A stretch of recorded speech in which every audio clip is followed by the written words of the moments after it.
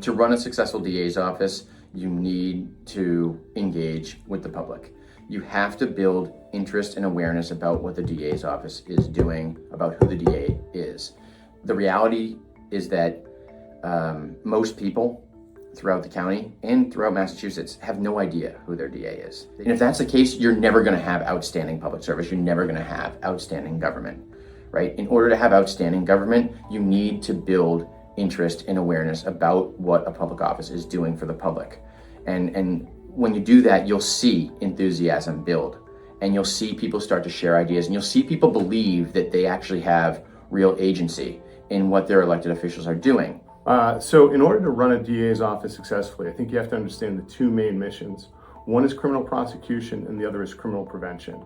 When it comes to criminal prosecution, no one in this race has the experience I do, because I did it for 25 years in this county, and I, again, won some of the biggest cases in this county.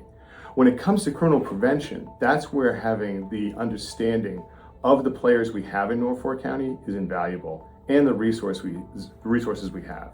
In addition, I believe that criminal prevention is tied to the treatment courts, which I've been helping develop for the last 25 years, including the drug court and the veterans court. And my goal is to create an emerging adults court. I think in order to be a successful and effective district attorney, you must possess management, leadership, and prosecutorial experience.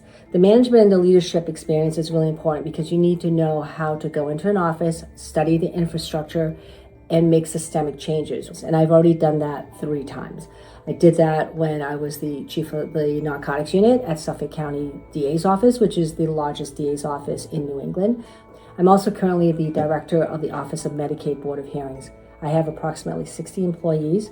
When I assumed this role 4 years ago, I completely restructured this very large public-facing office that handles some of the most important appeals in the Commonwealth. I have that experience that nobody else on the ballot has. So to run the DA's office successfully, I would utilize both private and professional connections. I think it's really important to surround yourself with some of the best people who share your vision in whether that's making the county more humane or lowering our crime rate or just seeing what cases to use your discretion to really go after versus the ones that can in your discretionary power be diverted or decriminalized. First of all, it takes a commitment to justice. It takes a commitment to integrity and to engaging with the community. What voters are really paying for is the district attorney's judgment. Are you someone who can tell the difference between a mistake made on a bad day, real evil, and everything in between? Because every case is different, and so you need both the life experience and the professional experience to know the difference. I think that a district attorney also needs management experience, and I have that in a district attorney's office. I've been the chief of the domestic violence unit in Suffolk County. When I think about a DA's office, 2 concepts come to mind: public safety and public trust.